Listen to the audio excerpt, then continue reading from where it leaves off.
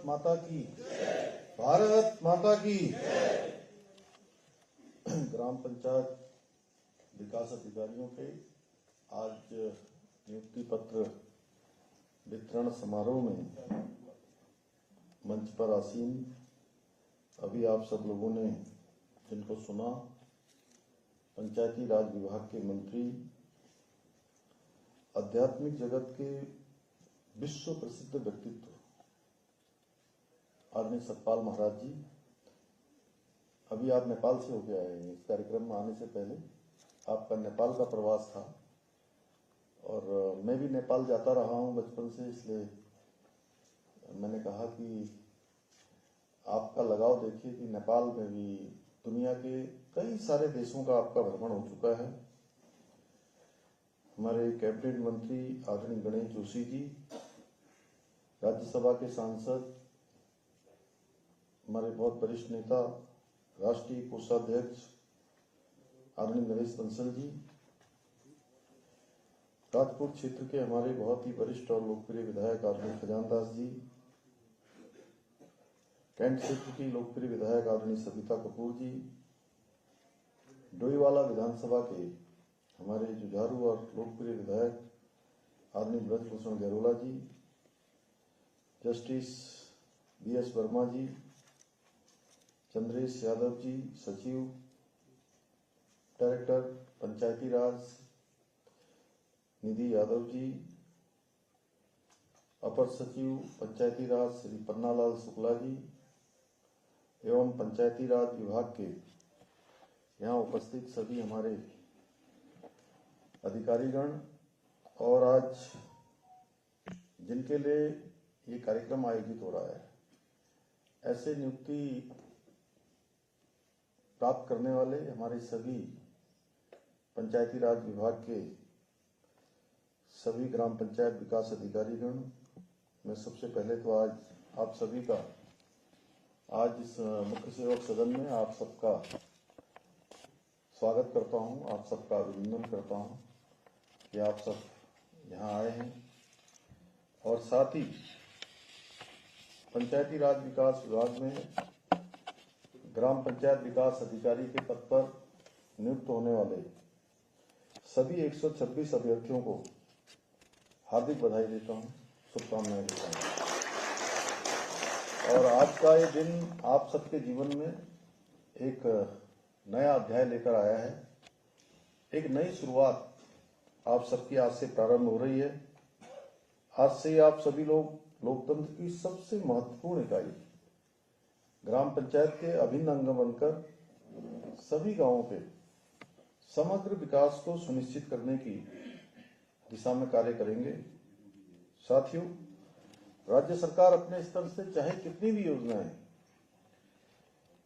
संचालित कर ले, परंतु कोई भी राज्य तब तक उन्नति नहीं कर सकता जब तक उस राज्य की जो हमारी ग्राम इकाई है, ग्राम इकाई हर प्रकार से समृद्ध न हो, जब तक वो विकसित न हो, हर प्रकार से आत्मनिर्भर न हो, जब तक वहां पर सभी प्रकार के साधन और संसाधन और सरकार की संचालित योजनाएं अंतिम छोर में खड़े हुए व्यक्ति तक न पहुंचे। गांव के विकास में एक ग्राम पंचायत विकास अधिकारी की जो भूमिका है वो बहुत ही महत्वपूर्ण भूमिका है, अत्यंत महत्वपूर्ण है। और इस पद पर नियुक्त होकर आप लोग न केवल ग्राम पंचायतों के विकास के लिए बहुत सी नई योजनाओं की रूपरेखा तय करेंगे, बल्कि उनका क्रियान्वयन भी पारदर्शी तरीके से हो सके, यह भी आप सब सुनिश्चित करेंगे। मैं देख रहा हूं कि आप सब लोग बड़ी संख्या में यहाँ आए हैं और कुछ हमारे अभिभावकगण भी आए हैं। उनके चेहरे पर भी आज आपकी सफलता की प्रसन्नता साफ यहाँ से दिखाई दे रही है। उनका प्रसन्न होना स्वाभाविक है, क्योंकि किसी परिवार का कोई बेटा या बेटी जब सरकारी नौकरी की तैयारी करते हैं या किसी भी परीक्षा की तैयारी करते हैं तो वो स्वयं अकेले तैयारी नहीं करते हैं, उनका परिवार भी, उनके अभिभावकगण भी साथ साथ ही तैयारी कर रहे होते हैं। वो भी मेहनत करते हैं, क्योंकि मैं भी आप जैसे एक सामान्य परिवार से आता हूं और मैंने ये सब जीवन में देखा है, इसलिए अच्छी तरह से इस बात को समझता हूं किस प्रकार अभिभावक अपने बच्चों को सफल बनाने में, बेटा बेटी को सफल बनाने में किस प्रकार से अपना सर्वस्व लगाते हैं, अपना सब कुछ समर्पण करते हैं, समय भी लगाते हैं, भगवान से प्रार्थना भी करते हैं, और उनके पास जितने संसाधन होते हैं, जो पूंजी होती है, वो पूंजी से लेकर सभी व्यवस्थाएं अपने बच्चों के लिए करते हैं। भाइयों बहनों, पहले भी परीक्षाएं होती थी। हमारे भाई बहन, बेटे बेटियां दिन रात मेहनत करके भर्ती परीक्षाओं की तैयारी करते थे, लेकिन उनका किसी भी परीक्षा में सिलेक्शन नहीं हो पाता था। परीक्षा का परिणाम आता था तो सिलेक्शन उनका हो जाता था जो नकल माफियाओं के साथ सांठगांठ करते थे। नकल माफिया जिनसे पेपर लीक करवाने के एवज में बड़ी रकम वसूलते थे, इसलिए उनका नाम नहीं आता था भाई बहनों। और पेपर लीक की वजह से युवाओं का, हमारे नौजवानों का, भाई बहनों का भविष्य अंधेरे में जा रहा था, और उनके माता पिता के जो सपने थे वो सपने चकनाचूर हो रहे थे। उनका आत्मविश्वास लगातार कम हो रहा था, आत्मबल कम हो रहा था, क्योंकि उनको लगता था कि हमारी योग्यता, क्षमता, प्रतिभा के साथ न्याय नहीं हो रहा है। और इसी समस्या को गंभीरता से लेते हुए हमने न केवल नकल माफियाओं को जेल की सलाखों के पीछे डालने का काम किया, बल्कि देश का सबसे सख्त नकल विरोधी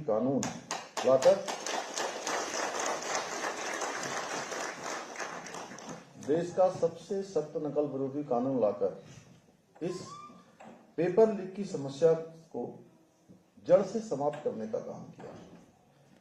और नकल विरोधी कानून के माध्यम से हमने सुनिश्चित किया कि अब परीक्षा में सिर्फ प्रतिभा चलेगी, योग्यता चलेगी, क्षमता चलेगी, सिफारिश नहीं, और योग्यता जीतेगी, जुगाड़ या भ्रष्टाचार नहीं जीतेगा। और इस कानून में सजा और जुर्माने के जो प्रावधान हैं वो हमने अत्यंत कठोर रखे गए हैं, जिसका असर आज चारों तरफ साफ दिखाई दे रहा है। इस कानून के लागू होने के बाद एक भी परीक्षा में धांधली नहीं हुई है, एक भी प्रकरण परीक्षा लीक का नहीं आया है, एक मामले में भी न्यायालय में कोई बात दायर नहीं हुआ है। अब सभी परीक्षाएं पूरी पारदर्शिता के साथ आयोजित हो रही हैं, और हजारों योग्य जो हमारे अभ्यर्थी हैं, हमारे भाई बहन हैं, बेटे बेटियां हैं, उन सभी को आज नियुक्तियां मिल रही हैं। आपको जानकर खुशी होगी कि पिछले 3.5 सालों में 20,000 से भी अधिक सरकारी नौकरियां संपन्न कराने में हमको सफलता प्राप्त हुई। हमारी सफलता को कायम रखते हुए आप सभी अभ्यर्थी पूरी पारदर्शिता के साथ और अपनी मेहनत के बल पर आज ग्राम पंचायत अधिकारी के रूप में आप सबको आज नियुक्ति पत्र प्राप्त हो रहे हैं। सही कह रहा हूं? नकल अध्यादेश का असर तो है। आप सभी अपनी मेहनत के दम पर ही परीक्षा में पास हुए हो ना। कोई ऐसा तो नहीं है जिसने नकल करी हो? कोई नहीं होगा। तो ये बात इतने धीरे से क्यों बोल रहे हैं?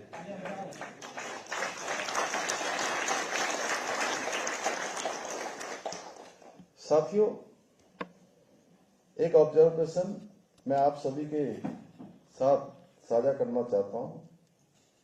ऐसा पाया गया है कि कोई व्यक्ति लाखों की घूस देकर ऐसी किसी पद पर नियुक्त होता है या कोई पद पाता है, तो वो अपनी जड़ें जमाती भ्रष्टाचार द्वारा जो उसने राशि जो भ्रष्टाचार में दी होती है उसकी भरपाई वो घूस के रूप में पहले दिन से करना शुरू कर जाता है। और जब कोई मेहनती, ईमानदार और लगन के दम पर कोई नियुक्ति प्राप्त करता है तो वो आम लोगों की जो समस्याएं हैं उसको महसूस करता है और उसको जड़ से समाप्त करने के लिए ईमानदारी से अपना काम करता है। साथियों, हमारी सरकार अपने विकल्प रहित संकल्प के आधार पर उत्तराखंड को देश का अग्रणी राज्य बनाने के उद्देश्य से शहरों के साथ साथ गांवों के विकास को भी प्राथमिकता से साथ उन पर काम कर रही है। इस दिशा में अभी जैसा सचिव चंद्रेश यादव जी ने कहा कि आप सबकी जिम्मेदारी कई मायनों में अब और महत्वपूर्ण हो जाती है, क्योंकि इन वर्षों में हमारा राज्य देश के उन राज्यों में शामिल हो गया है जो नवाचार करने के मामले में, कड़े निर्णय लेने के मामले में, नई नई उपलब्धियां प्राप्त करने में हिंदुस्तान के अग्रणी राज्यों में हमारा नाम आ गया है। जैसे समान नागरिक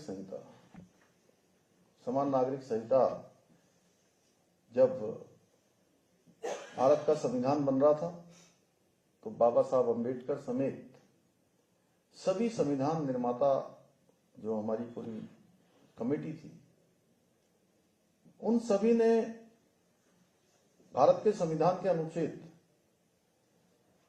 में इसका प्रावधान किया था कि देश के अंदर समान नागरिक संहिता होनी चाहिए। और समय समय पर भारत का उच्चतम न्यायालय भी इस पर निर्णय दे चुका है। कई सारे ऐसे केस सुप्रीम कोर्ट में गए, चाहे वो सायरा बानू केस हो, केशव भारती केस हो, अनेक केस है, इसका उल्लेख बड़ा लंबा है। उसके आधार पर हमने उत्तराखंड में भारत के संविधान के अनुच्छेद 44 के अंतर्गत विधेयक लाकर यहाँ की जन भावनाओं के अनुरूप समान नागरिक संहिता का कानून यहाँ पर लागू कर दिया। 27 जनवरी 2025 से हमारे राज्य में समान नागरिक संहिता लागू हो गई। अब उसको जन जन तक पहुंचाना है। उसके बारे में बहुत सारे लोग बीच बीच में भ्रांतियां फैलाते हैं, और ये आज रहा हो या पहले रहा हो, हर समय में जब भी देश के अंदर, समाज के अंदर कोई परिवर्तन हुए, कोई अच्छा काम हुआ है, तो उसमें थोड़ी बहुत विघ्न बाधाएं भी उत्पन्न होती हैं। लेकिन विघ्न बाधाओं से हमें जरा सा भी विचलित नहीं होना है और हमें सही मायने में इसकी मूल भावना, संविधान की मूल भावना और किन कारणों से राज्य के अंदर ये लागू किया जा रहा है, इसका फायदा लोगों को मिलना चाहिए। महिला सशक्तिकरण होना चाहिए, हर किसी की सुरक्षा का प्रबंध होना चाहिए, बच्चों के भविष्य का, सुरक्षित भविष्य का प्रावधान इसमें किया गया है। एक बात बीच बीच में बार बार आती है कि लिविंग रिलेशनशिप को लेकर कि हमने कोई नई व्यवस्था यहाँ कर दी। हमने कोई नई व्यवस्था नहीं की है। जो चला आ रहा है उसको हमने सुरक्षा की दृष्टि से, कि जो भी इन संबंधों के आधार पर रह रहे हैं उनकी सुरक्षा हमारे लिए प्राथमिकता है। हालांकि ये हमारी संस्कृति का हिस्सा नहीं है, लेकिन हम लोकतांत्रिक मूल्यों पर विश्वास रखने वाले हैं। अनेक केस देश के अंदर हुए हैं। दिल्ली में श्रद्धा बालकर और आफ्ताब का एक बहुत चर्चित केस दिल्ली में हुआ था। उसमें श्रद्धा बिटिया के टुकड़े टुकड़े करके फ्रिज के अंदर डालकर एक एक टुकड़ा जंगल में फेंक के आता था और उनके माता पिता से सोशल मीडिया के माध्यम से लगातार बात करता था। इसलिए अब ऐसे लोगों के लिए माता पिता के पास बाद में उनको पछताना न पड़े, जीवन भर रोना न पड़े, उसके लिए हमने प्रावधान किया कि माता पिता को एटलीस्ट उनकी जानकारी होनी चाहिए। जब आप रह रहे हैं, माननीय उच्चतम न्यायालय ने भी अभी, कुछ लोग हाईकोर्ट गए थे, हाईकोर्ट ने भी कहा कि जब आप साथ में रह रहे हैं तो माता पिता को जानकारी क्यों नहीं होनी चाहिए। हम किसी की निजता को भंग नहीं कर रहे हैं। दूसरा, वो कह रहे हैं कि जो यहाँ पर विवाह कर लेगा, समान नागरिक संहिता लागू होने के बाद उसको यहाँ का स्थायी निवास प्रमाण पत्र मिल जाएगा। यहाँ का स्थायी निवास प्रमाण पत्र इस आधार पर नहीं मिलने वाला है। जो व्यवस्था बनाई गई है 2003 से पहले की, पहले से जो यहाँ का चीजें हैं उस पर निवास प्रमाण पत्र बनता है। इस प्रकार से कुछ चीजें, हालांकि विषय नहीं था, लेकिन चंद्रेश यादव ने बोला तो मैंने कहा कि आप लोगों को जरूर बताना चाहिए। इस प्रकार की भ्रांतियों को भी आप सब लोगों ने दूर करने का काम करना है, और मुझे पूरा भरोसा है कि आप सब करेंगे। इसी प्रकार हमने एक सख्त भू कानून भी हम लेकर आए। प्रदेश के अंदर लंबे समय से मांग थी भू कानून की, कि गांव के लोगों की भूमि और लोगों के अधिकारों को सुरक्षित रखने के लिए लंबे समय से जन भावनाओं के अनुरूप हमने इस बार विधानसभा में यह भी विधेयक लाकर भू कानून भी, भू सुधार की दिशा में हमने एक कदम उठा दिया है। हम इस दिशा में आगे बढ़ गए। ये सिर्फ एक भू कानून नहीं है, बल्कि उत्तराखंड की भोली भाली जनता की पीढ़ियों की धरोहर की रक्षा की गारंटी है। उसको सुरक्षित रखने का कानून है। अब कोई भी बाहर से आकर हमारी जमीनों को हड़प नहीं सकेगा, और विकास भी ऐसा होगा जिसमें उत्तराखंड वासियों की भागीदारी सुनिश्चित होगी और हमारी अस्मिता भी सुरक्षित रहेगी। राज्य का जो मूल अस्तित्व है वो भी बना रहेगा। आप सभी ग्राम पंचायत विकास अधिकारियों को भी इसमें अपनी बहुत अहम भूमिका निभानी होगी। आपको सुनिश्चित करना होगा कि गांव में इस कानून की सही जानकारी पहुंचे, लोग अपनी भूमि को समझदारी से संभालें और गलत तत्वों के बहकावे में ना आए। गांव की खुशहाली आपकी नीतियों, आपके परिश्रम, आपके प्रयासों में निर्भर होगी। मेरी आप सभी से अपेक्षा है कि आप सभी इस जिम्मेदारी को केवल एक नौकरी के रूप में न लेकर जीवन के एक मिशन के रूप में भी लेंगे। मैं आपको विश्वास दिलाता हूं, गांव का समग्र विकास सुनिश्चित करने के इस मिशन में हमारी सरकार हर स्तर पर आपके साथ है। आपको भरोसा होगा ना, जो हम लोग कहते हैं वो करेंगे। तो बताइए, आप सभी तैयार हैं ना? बिल्कुल तैयार हैं? ईमानदारी से काम करेंगे ना सब लोग? गांव का विकास सुनिश्चित करेंगे? चलिए, आप सबका ये जोश देखकर, ये उत्साह देखकर मुझे पूरा विश्वास हो गया कि आप सभी न केवल ईमानदारी से काम करेंगे, बल्कि अपनी मेहनत और लगन से उत्तराखंड के गांव को आदर्श गांव के रूप में भी स्थापित करेंगे।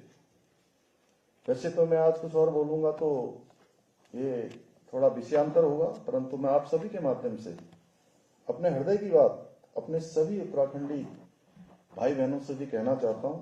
भाइयों बहनों, उत्तराखंड निर्माण का सपना हमारे आंदोलनकारियों ने इसलिए देखा था कि उत्तराखंड के अंतिम छोर में खड़े हुए व्यक्ति तक, लोगों तक विकास की धारा पहुंचे और सभी उत्तराखंडवासी मिलजुल कर काम करें, उत्तराखंड को आगे बढ़ाएं। इसलिए मेरा अपने सभी उत्तराखंड वासियों से आग्रह है कि किसी भी प्रकार के बहकावे में ना आकर एक उत्तराखंड और एक उत्तराखंड की भावना से मिलकर कार्य करें। और हाँ, मैं इस अवसर पर फिर से एक बार सख्त लहजे से उन सभी लोगों को, चाहे वो कोई भी हो, हमारे मंत्री हो, विधायक हो, सांसद हो, जनप्रतिनिधि हो या आम उत्तराखंडी क्यों ना हो, सभी से कहना चाहूंगा कि उत्तराखंड की एकता के साथ खिलवाड़ करने वालों को हमारी सरकार बिल्कुल भी माफ नहीं करेगी। इसलिए आज के बाद इस प्रकार के भड़काऊ विमानों को भी गंभीरता से लिया जाएगा और उत्तराखंड की अस्मिता से खिलवाड़ करने वालों पर सख्त कार्रवाई सुनिश्चित की जाएगी, जो भी हमारी एकता को नुकसान पहुंचाने का काम करेगा। इसी के साथ एक बार फिर से मैं आप सबको बहुत शुभकामनाएं देते हुए और आप सबके उज्जवल भविष्य की कामना करते हुए अपनी बात समाप्त करता हूं। बहुत बहुत धन्यवाद।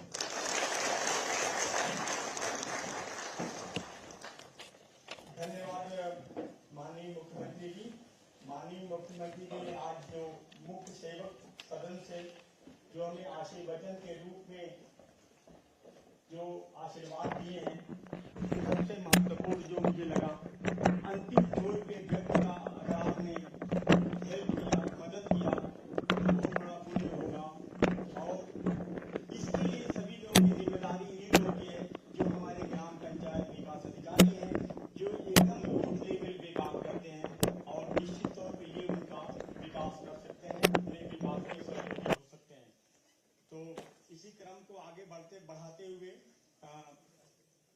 समारोह से पहले मैं बताना चाहूँ सभी माननीय आए हुए अतिथियों का एक शेर के साथ स्वागत करूंगा।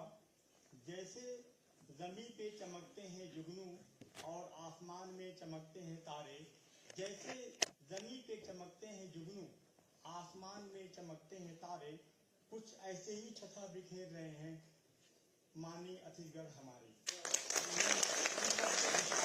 मैं आमंत्रित कर रहा हूँ, अब एक एक जिलेवार यहाँ पे आएंगे और अपना मैं माननीय मुख्यमंत्री जी के संज्ञान में एक बार लाना चाहूंगा कि 126 लोगों में से जनपद टेरी गढ़वाल के 17, देहरादून के 6, पौड़ी गढ़वाल के 25, रुद्रप्रयाग के 7, हरिद्वार के 5 और नैनीताल के 3, ऊधम सिंह नगर के 8, बागेश्वर के 8, पिथौरागढ़ के 10 और अल्मोड़ा के 18 अभ्यर्थी हैं। सर्वप्रथम इस कड़ी को आगे बढ़ाते हुए मैं आमंत्रित करना चाहूंगा, जो टॉपर हैं वो माननीय मुख्यमंत्री से के हाथों से लेंगे, बाकी लोग एक जिले बाद आएंगे। सर्वप्रथम मैं अनुरोध करूंगा जनपद टेहरी गढ़वाल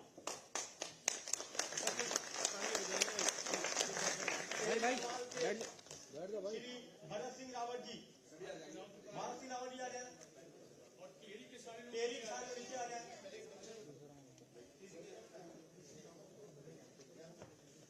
श्री भरत सिंह रावत जी माननीय मुख्यमंत्री जी से आप लेंगे, अब बाकी लोग नीचे खड़े हो जाएंगे ताकि ग्रुप फोटो भी हो जाए और माननीय मुख्यमंत्री जी का सभी आए हुए अतिथिगणों का आशीर्वाद भी प्राप्त हो।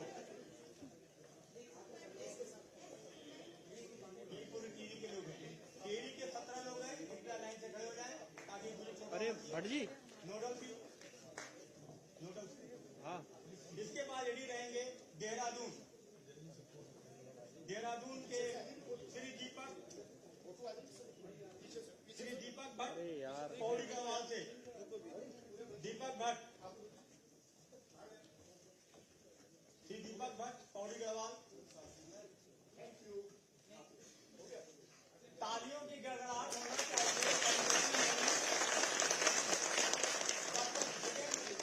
पौड़ी गढ़वाल श्री दीपक भट्ट, पौड़ी गढ़वाल दीपक भट्ट, सारे लोग नेक्स्ट तैयार रहें। रुद्रप्रयाग श्री संजय गोसाई जी तैयार रहेंगे, उनके साथ के सारे लोग। मैक्सिमम 25 लोग हैं पौड़ी गढ़वाल के। यू बना लीजिए, यू में कवर हो जाएगा।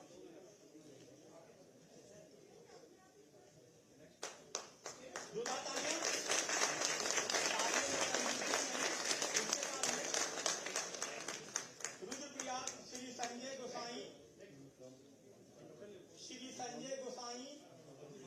रुद्रप्रयाग। देहरादून तैयार है, वो आगे लगी हुई है, नीचे से 20 में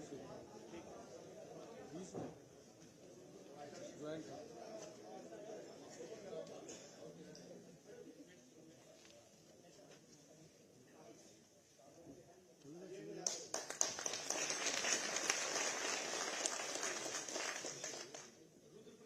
रुद्रप्रयाग श्री संजय गोसाई, सभी लोग आते रुद्रप्रयाग के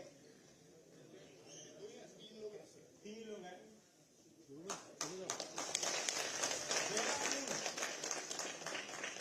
श्री विवेक नेगी देहरादून, श्री विवेक नेगी देहरादून, सभी लोग आ जाए। केवल 6 लोग हैं, 6 लोगों का ग्रुप है ये। अगला हरिद्वार श्री दीपक कुमार,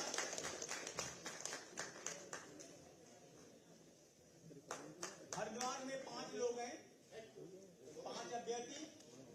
श्री दीपक कुमार हरिद्वार, हरिद्वार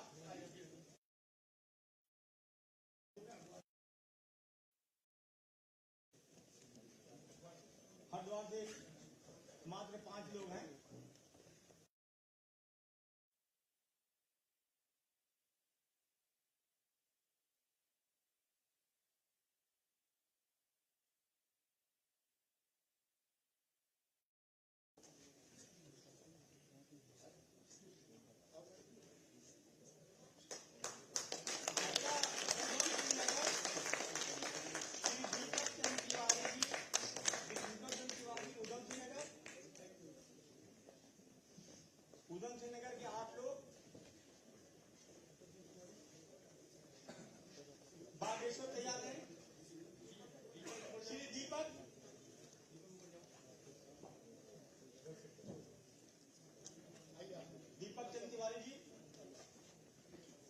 बागेश्वर तैयार रहेंगे। श्री योगेंद्र सिंह बागेश्वर तैयार रहेंगे।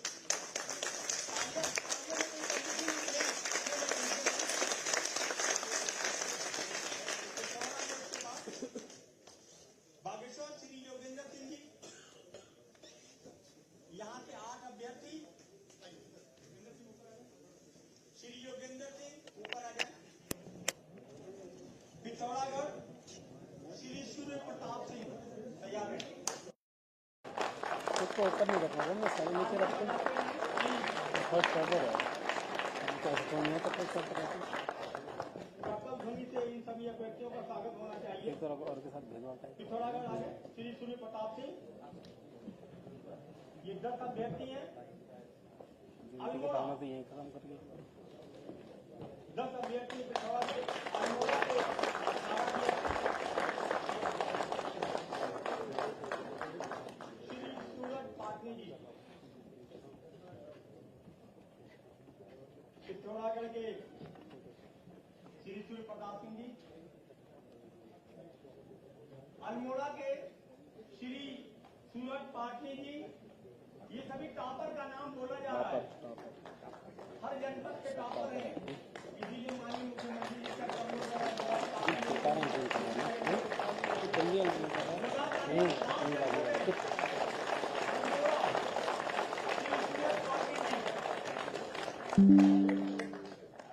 ग्रुप पूरा कवर करेगा।